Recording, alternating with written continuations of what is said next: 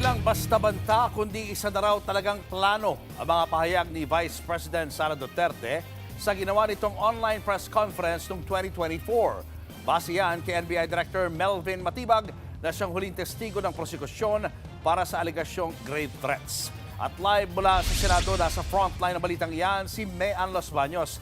Mean, ang sabi nung nakarang linggo, pasabog daw ang testimonya ni Matibag. Pasabog nga ba? At ano-ano mga sinabi ng NBI Chief sa paglilitis?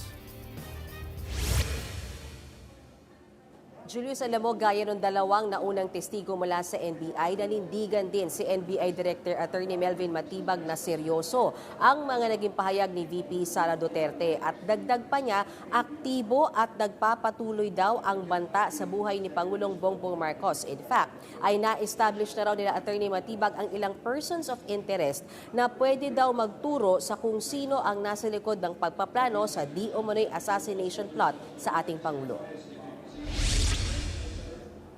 Isa sa anggulong tinitignan kung mayroon bang sabuatan sa banta kaugnay dito. Dahil anya galing sa iisang pamilya ang banta laban kay Pangulong Marcos. Isa nga sa iniimbestigahan daw ng NBI ayon kay Matibag, itong pahayag ni Davao City Mayor Baste Duterte sa Rage Coalition noong April 2026 na tila katono daw ng sinabi ni VP Sara noon namang October 2024. Pakinggan natin ang kanilang mga pahayag at kung ano ang tingin dyan ni Attorney Matibag. Isang ulo lang naman ang kailangan namin, ang ulo ni Bongbong Marcos! Imagine myself cutting his head. Tanggalin yung ulo niya ba? Kapansin-pansin po na makikita natin na nanggagaling sa isang pamilya ang pagbabanta sa ating Pangulo at parehas na nag-refer sa ulo ng Pangulo. Kung kaya naman, iniisip po ba namin kung meron bang kasabwat o may sabwatan sa pangyayaring ito.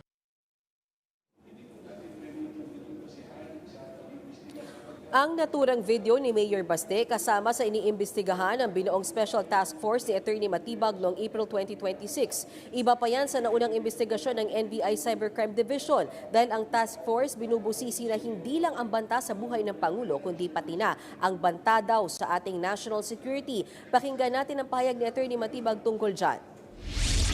Ano man pong banta sa ating Pangulo ay banta sa seguridad ng ating bansa sapagkat ito'y magdudulot ng kaguluhan, ng ligalig at destabilisasyon po sa ating pong gobyerno at sa ating pong bansa.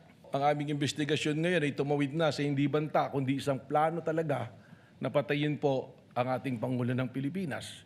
Mandilaw po roon na ang ating Vice Presidente sinabi mismo na siya ay kumausap na ng papatay at pumayag yung papatay na yan sa ating Pangulo ng Pilipinas.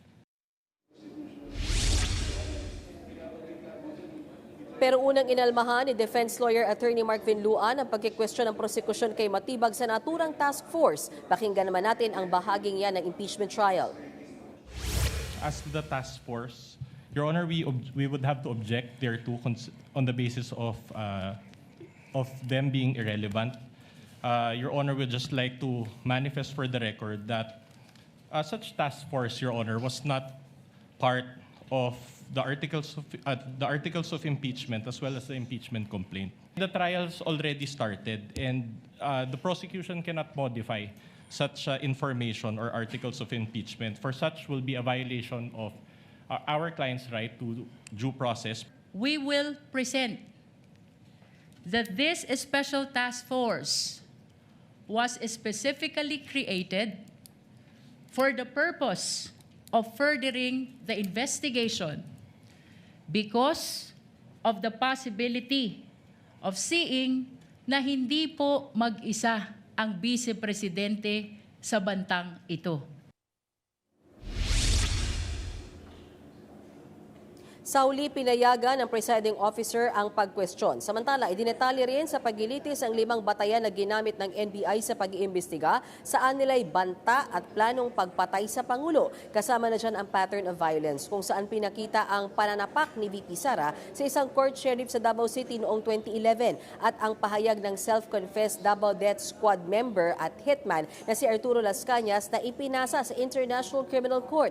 Nakasaad daw kasi dyan na si VP Sara ay isa umano sa arkitekto ng Oplan Tukhang noong 2012 sa Davao at isa rin umano sa nag-utos na ipakidnap na lang ang mga pusher at user ng illegal na droga. Pero nagkaroon ng pagkatalo sa usapin ng notaryo sa mga pahayag ni Las Cañas. Pakinggan ulit natin ito.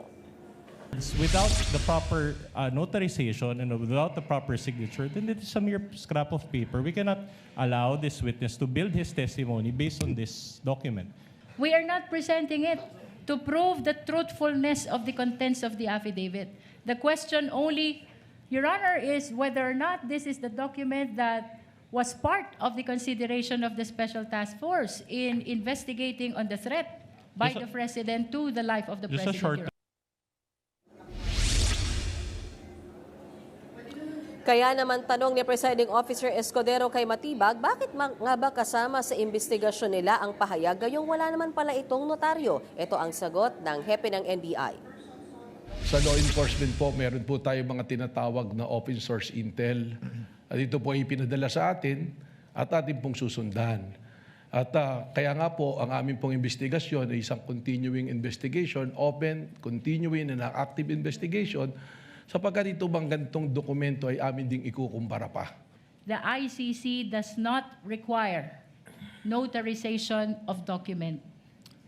Noted, but we are not the ICC. Sa uli, pinayagan lamang ni Escudero na basahin ang ilang bahagi ng naturang pahayag ng self-confessed hitman na si Las Cañas pero hindi para mag-testify si Matibag kung totoo ba o hindi ang laman nito.